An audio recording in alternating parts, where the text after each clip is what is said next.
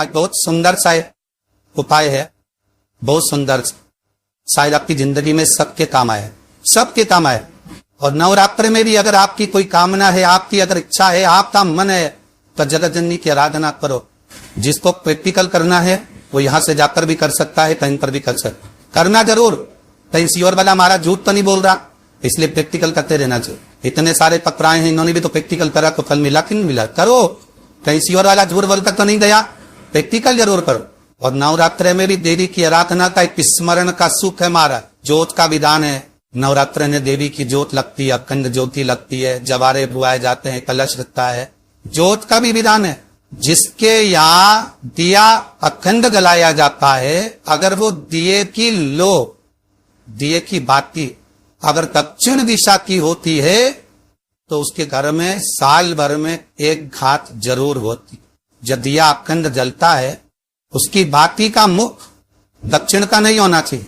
अगर आपने देवी भागवत का स्मरण करा हो, देवी भागवत को अगर सुना हो, तो देवी भागवत में स्पष्ट किया गया कि पूर्व की ओर मुख करा हुआ दिया, अर्थात पूर्व की ओर जो जलाई जाती है वो संपदा की वृद्धि करती है। पश्चिम की ओर मुख कर जो ज्योत लगाई जाती है महाराज, वो वैभव को देती है।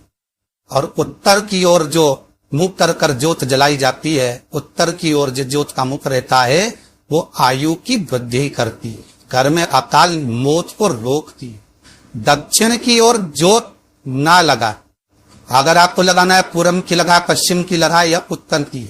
और जितने दिन महारानी जगदम्बा जगतधात्री दुर्गा भवानी अब की बार माता जी घोड़े पर आई है, हर बार देवी पजर बदल के आती है। इस बार जो नवरात्र आए वो घोड़े क्या, तो घोड़े पर जो देवी जी आती है वो समृद्धि को देने वाली आती है, लक्ष्मी की वृद्धि करने वाली आती है। जैसी घोड़े की रफ्तार होती है उस रफ्तार से लक्ष्मी घर में आती है। तो मेरी माँ जगत जननी दुर्गा भवानी अब की बार घोड़े पर आई है, साल भर में इतना धन दे देगी कि आपने पीछे के 4 साल में नहीं कमाया होगा, इतनी मेरी माँ भंडार भर देगी। ये घोड़े पर आई है, कोई साधारण नहीं हो सकता। देवी भागवत में स्पष्ट किया गया, जब जगदम्बा मगर पर आती है उसका भाव अलग है, और जगदम्बा जब हाथी पर आती है उसका भाव अलग है, और जगदम्बा जब घोड़े पर आती है तो जगत को समृद्धिवान बना देती है, बेवहू में कमी नहीं आनी। अब ये अले दुनिया के लोग अभी रोते हैं कि पैसा नहीं आ रहा, मेरी माँ अगर घोड़े पर आई है तो उसका सुख आपको जरूर मिलेगा। एक जरा सी मिट्टी की दुकान भी अगर आप खोल कर बैठेंगे तो चांदी और सोना के बराबर कमाएंगे, इतना धन देगी वो माँ। और नवरात्र में भी अगर आपकी कोई कामना है, आपकी अगर इच्छा है, आपका मन है, तो जगत जननी की आराधना करो। पति और पत्नी में अगर क्लेश है तो जगदम्बा के मंदिर में मक्खन चढ़ा, प्रेम बढ़ जाए। आपको लगता है कि पति कोई अन्य स्त्री से लगा हुआ है या परिवार टूट रहा है, तलाक तक पहुंच गया है, तो माता के मंदिर में आप ध्वजा लगवाइए, उस ध्वजा पर मक्खन लगाकर लगवाइए, आपको लाभ मिले। यदि आपको लगता है कि बच्चे बहुत ज्यादा अपशब्द बोल रहे हैं, मुंह चला रहे हैं और प्रेम नहीं रख रहे, तो माता के मंदिर में लाल पुष्प, लाल चंदन और लाल चूड़ी माँ को समर्पित करिए, प्रेम बढ़ेगा। बच्चा कभी आप जी से कम नहीं बोलेगा, प्रेम की भाषा निकली। सतीपदा याद, जिनके घर में ज्यादा रोग हो, बीमारी हो, ज्यादा तकलीफें आ रही हो, कष्ट बढ़ रहा हो, बीमारियां बढ़ रही हो, या भय लग रहा हो, डर लग रहा हो, हृदय चित्त में कहीं ना कहीं आपको भय का भान हो रहा हो, तो एक लोटा पानी, एक कलश में जल भर कर रख लीजिए और रात भर उसको रख कर दो। नवरात्र चल रहा है, वो उस कलश को रात भर रखकर सुबह सुबह उस कलश में एक बेलपत्र डालकर उस जल को नीम के पेड़ के नीचे, जहाँ नवरात्र में नीम के पेड़ के नीचे सारी विद्याएं, आदि शक्तियां, सारी देवी उस नीम के पेड़ के नीचे विराजमान रहती है। उस कलश में एक बेलपत्र डालकर रात भर रखकर उस जल को पूरे घर में घुमाकर उस नीम के पेड़ के नीचे समर्पित कर दीजिए महाराज। घर में भय लगना बंद हो जाएगा, कोई बड़ी बीमारी आपको घेरेगी नहीं, और उस बीमारी से, उस रोग से आप मुक्त रहेंगे, उस बीमारी से, उस रोग से आप मुक्त पाए। अगर इस नवरात्र के अंतर्गत 9 लाल फूल और 5 श्वेत पुष्प, ये दोनों पर शिव महापुराण की कथा करेंगे, भगवान शंकर का चरित्र कथा है। अगर आपने देवी भागवत का स्मरण किया हो या भगवान शिव की पवित्र आनंद में कथा स्कंद पुराण के काशी खंड में अगर संगी बाबा ने वर्णन किया है कि किसी भी स्थान पर यदि हमारे घर में 2 शिवलिंग है नहीं है तो किसी अपने घर के गमले में बगीचे में 2 पार्थिव लिंग का निर्माण, 2 पार्थिव, उसमें एक शिव जी का स्मरण करें और एक में माता पार्वती जी का स्मरण। देवादिदेव महादेव के 2 स्वरूप 2 लिंग प्रकट करता है, एक पर 9 पुष्प लाल और एक पर श्वेत पुष्प पाठ समर्पित करें, बाबा की आराधना करें, घी का दीप लगाए, पूजन करें और बाद में उन शिवलिंग को और उन पुष्पों को विसर्जन किसी भी नदी में, तालाब में, बावड़ी में, अगर वहां नहीं विसर्जन कर सकते हैं तो किसी वृक्ष के नीचे उनका विसर्जन। तो शिवलिंग का निर्माण वहीं भी कर सकते हैं, एक शिवलिंग का निर्माण करें और उस शिवलिंग के पास में ही एक छोटा सा मिट्टी का ढेला रखकर मां जगत जननी जगदम्बा का भी पूजन कर। चैत्र नवरात्र में, शारदीय नवरात्र में, आषाढ़ी नवरात्र में, आदि पोष नवरात्र में हम जगत जननी जगदम्बा की जब स्थापना करते हैं तो हम कलश की स्थापना क्यों करते हैं? आखिर कलश में ऐसा क्या है? कलश के अंदर आखिर ऐसा क्या विराजमान है कि 33 कोटि देवता उस कलश के अंदर आकर बैठ जाते हैं? हमारा शिव महापुराण की कथा कहती है, हमारा भगवान ओघरदानी शंकर स्वयं आद्य शक्ति जगदम्बा से कहते हैं कि जगदम्बा तू क्या चाहती है वो है? तो जगत जननी जगदम्बा कहती है कि जहां मैं हूं वहां शंकर है, यह आपने कह दिया, पर जहां शंकर है वहां पार्वती का होना जरूरी है। उसके लिए सिद्ध करने के लिए एक स्थान ऐसा बनाया जाए जहां पर शंकर विराजमान है और शंकर के साथ पार्वती विराजमान है। तो शिव जी ने कहा पार्वती उसके लिए मैं तुझे एक सुंदर कलश का निर्माण कर दे। भगवान कुंभ का निर्माण करें, भगवान कलश का निर्माण करें और भगवान स्वयं ब्रह्मदेव करें कि आप ऐसा निर्माण कर दो जिसमें 33 कोटि देवता सुता विराजमान हो जाए। तो भगवान ने उस कलश का निर्माण कर दिए। आप कलश का निर्माण करा तो स्वयं भगवान ब्रह्मदेव बोले प्रभु इस कलश के अंदर मेरा स्थान का बहुत ध्यान देना महाराज। कलश का जो मुख होता है उस मुख पर भगवान विष्णु का स्थान होता है। किसका स्थान है? भगवान विष्णु का। थोड़ा सा नीचे आओगे जहां से कलश का मुख दबा हुआ होता है वह जगह भगवान स्वयं शिव की होती है। किसकी जगह है? भगवान शंकर की। कलश का अग्रभाग नीचे का भाग जहां से फैला हुआ होता है वह ब्रह्मा का आधिपत्य स्थापित होता है। फिर कलश का जो नीचे का भाग होता है वो भगवान शिव और शक्ति का स्थान होता है। कलश के बाहरी भाग में जहां पर बाहर का हिस्सा होता है उस कलश के बाहरी भाग में 33 कोटि देवताओं को भगवान शंकर ने लाकर विराजमान किया होता है। महाराज भगवान शंकर 33 कोटि देवताओं को निमंत्रण देकर उस कलश में विराजमान कर। कितना सुंदर लिखा है देवी भागवत के अंदर कि जहां कलश की स्थापना होती है उस जगह पर किसी देवताओं को बुलाने की जरूरत नहीं होती।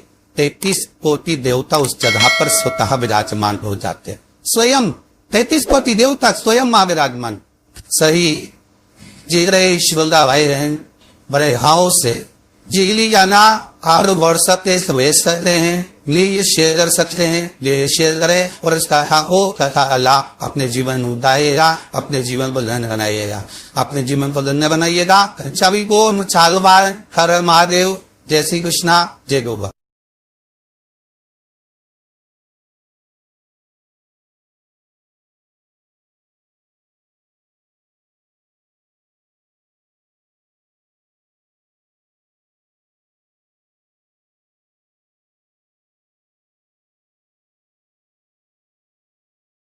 शिव मंदिर में चले जाना, किसी भी शंकर के मंदिर में चले जाना और पार्वती माता का श्रृंगार देखना एकदम साधारण। एक चुंदड़ी ओढ़ी हुई है, हाथ बंधा हुआ है, कोई थोड़ी बहुत चूड़ी पहनी हुई, माथा में बिंदी, बोर, कुंडल सब पहनी, आराम से बैठी। पर बाकी की माताओं का श्रृंगार देखोगे अपार सुंदरता का श्रृंगार। पार्वती जी फूलों का श्रृंगार करती है, उनके पास में श्रृंगार तो सब है, ऐसे कोई श्रृंगार की कमी नहीं है। माँ जगत जननी जगदम्बा श्रृंगार की कमी है, ढेर सारा श्रृंगार है, पर माँ उस श्रृंगार को धारण करती है जो जनमानस के लिए श्रेष्ठतम। माँ श्रृंगार वो करती है जो जनमानस के लिए श्रेष्ठ हो। 9 दिन में एक दिन अगर घर में ज्यादा बीमारी फैल रही हो, कोई ना कोई बीमार पड़ रहा हो, तो 1 लोटा पानी सुबह स्नान कर कर घर के चारों तरफ घुमाकर नीम के पेड़ के नीचे नवरात्र में डाल देना। महाराज 3 या 4 दिन लगेंगे, आराम लगना चालू हो जाएगा, घर से रोग दूर हो जाएगा। शिव महापुराण की कथा कहती है, देवी भागवत कहती है कि माता का 9 दिवस तक स्थान नीम के पेड़ के नीचे रहता है। इसलिए आज भी दक्षिण दिशा में देवी की मूर्ति नहीं बिठाते, नीम के पेड़ को साड़ी पहनाते हैं, नीम के पेड़ का ही मांग भरकर मंगलसूत्र पहनाकर नीम के पेड़ का ही श्रृंगार होता है और नीम के पेड़ की ही पूजन होती है। दक्षिण दिशा में माता की मूर्ति विराजमान नहीं करते नवरात्र में नीम के वृक्ष की पूजन करते, क्योंकि देवी भागवत में स्पष्ट कहा गया, नवरात्रि तक मां जगत जननी जगदम्बा 64 योगिनियों के साथ में नीम में विराजमान हो जाती। 64 योगिनी। घर के अंदर बैठकर आप 27 मनके की माला जप रहे हो, घर के अंदर बैठकर 30 मनके की माला जप रहे हो, घर के अंदर बैठकर 108 मनके की माला जप रहे हो। आप जितने भी मनके की माला घर के अंदर बैठ रहे हो और जप रहे हो, उसका पुण्य आपको प्राप्त होगा, मना नहीं है, मिलेगा। पर रुपये में से 54, रुपये में से कितना मिल रहा है? 54, 25%। वही माला आप किसी मंदिर में, देवालय में, तीर्थ में जप रहे हो, उसका पुण्य मिलेगा केवल आधा, 50%, मात्र 50। महाराज, वही माला आप यदि पीपल, आंवला, समी, बेलपत्र, इन वृक्ष के नीचे अगर आप एक माला को लेकर बैठे हो और बिना आसन के, समी के वृक्ष के नीचे आप कोई मंत्र जप रहे हो, कोई बेलपत्री के पेड़ के नीचे मंत्र जप रहे हो, कोई आंवले के पेड़ के नीचे मंत्र जप रहे हो, किसी पीपल के वृक्ष के नीचे मंत्र जप रहे हो, तो वहां आसन लगाने की जरूरत नहीं होती। बिना आसन के अगर आपने एक माला का एक मन का भी अगर जपा है, शिव महापुराण कहती है, विष्णु पुराण कहती है कि 100% पुण्य आपके खाते में उस मंत्र का फल प्रदान कर देता है। उस मंत्र का शिव महापुराण की कथा, लिंग पुराण की कथा, विष्णु पुराण की कथा, पद्म पुराण की कथा कहती है कि किसी वृक्ष के नीचे, जिन वृक्षों का गुणगान हमारे शास्त्र करते हैं, जिन वृक्षों का गुणगान हमारी पुराणे करती हैं, उन वृक्ष के नीचे अगर एक मंत्र का मन का भी फेरा जाए तो उसका पुण्य हजारों गुना प्राप्त हो जाता, आप रूप प्राप्त होता अपने आप।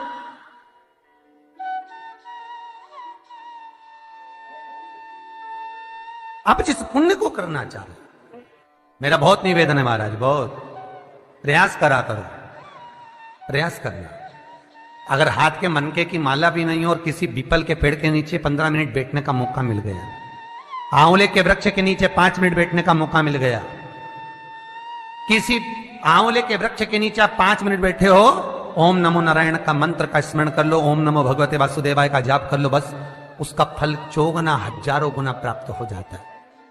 शमी के पेड़ के नीचे बैठे हो, श्री शिवाय नमस्तुभ्यम का जाप करिए, 4 गुना फल मिलेगा, 1000 गुना फल। बेलपत्री के पेड़ के नीचे गए हो, ओम नमः शिवाय ओम का जाप करिए,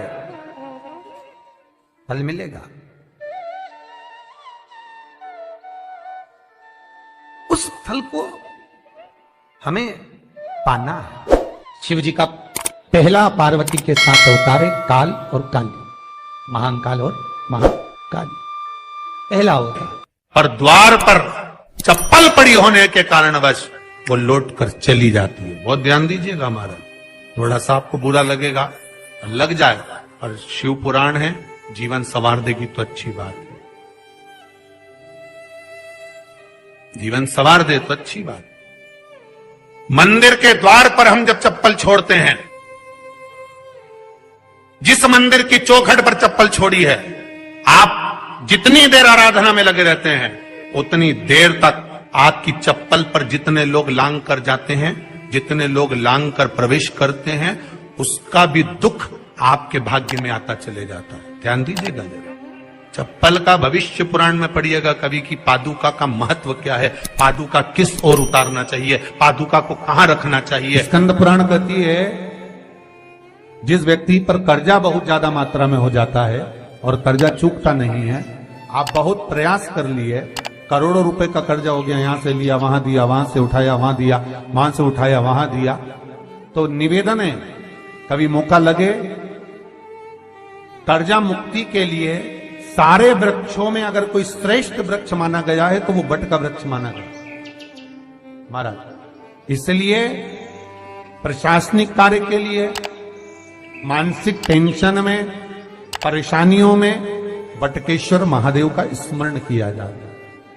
और यदि निवेदन करूंगा बहुत ज्यादा, यदि आपको कर्जा हो गया है, बहुत ज्यादा कर्जा हो गया और वो कर्जा चूक ही नहीं रहा, तो थोड़े दिन बड़ के पेड़ के नीचे आप बटकेश्वर महादेव के लिए 1 लोटा पानी, उसमें थोड़ा सा पिसा हुआ चावल पीस के गला लेना चावल को और पीस लेना, पीस के उस पानी में मिला लेना और मिलाकर उसमें थोड़ी सी हल्दी पीसी हुई डालकर बटकेश्वर महादेव के नाम से बड़ के पेड़ के नीचे अपनी कामना कर कर जो कर्जा हुआ है उस कर्जे का भान देते हुए, स्मरण देते हुए छोड़ दीजिए। महाराज 2 या 3 सोमवार एक ही जगह पर करना, 3 सोमवार बाद वहीं से बड़ के पेड़ की थोड़ी सी जड़ उठा लाना और उस जड़ को एक कोई धागे में बांधकर या तो अपनी गले में डाल लो या अपनी जेब में पटक लो, उसको थोड़े दिन पटक कर रखना, लगभग 2 से 3 महीना पटक कर रखो। वो जड़ जैसे बड़ का पेड़ विस्तार होता है, पानी गिरे ना गिरे, जल वृष्टि हो ना हो, गर्मी पड़े ना पड़े, उसको कोई फर्क नहीं पड़ता, बड़ का वृक्ष आप रूप फैलता जाता है, उसकी जड़ें अपने आप प्रबल होती है। उसी तरह ये बटकेश्वर महादेव कहीं से भी अगर जड़ आपके पास में रखी है 1 महीना, 2 महीना, 3 महीना तक, तो ये जड़ अपने आप लक्ष्मी को पकड़कर खींच कर लाती है और कर्जे से मुक्त कर देती। बटकेश्वर महादेव का स्मरण सुख का देना हो। बेलपत्री का वृक्ष किसका प्रतीक है? पार्वती का। नीम का वृक्ष किसका प्रतीक है? जगदम्बा का। जिस व्यक्ति को ब्लड प्रेशर की बीमारी रहती हो, ऊपर नीचे ब्लड प्रेशर होता रहता हो, तकलीफ भोग रहे हो, बहुत कष्ट में हो, बार बार पसीना आ जाए शरीर पर, कुछ ना करिए, 1 लोटा पानी भरो, 7 पत्ती नीम की डालना, काय की डालना? नीम, कड़वी नीम, मीठी नीम नहीं, कड़वी नीम, और साथ उसमें बेलपत्र डालना। जिस व्यक्ति का ब्लड प्रेशर हाई हो, लो हो, उसके कमरे में उसको प्लेट से ढक कर रख दीजिए। सुबह स्नान कर वही व्यक्ति जिसका ब्लड प्रेशर ऊंचा नीचा होता है उसको शिव जी को समर्पित करना, शिव को चढ़ाकर उसी का पानी 7 बार उसी स्थान पर ग्रहण कर लेना। व्यक्ति का ब्लड प्रेशर बराबर हो जाता है। मात्र लगभग अगर सोमवार कर रहे हो तो 11 सोमवार करो, प्रतिदिन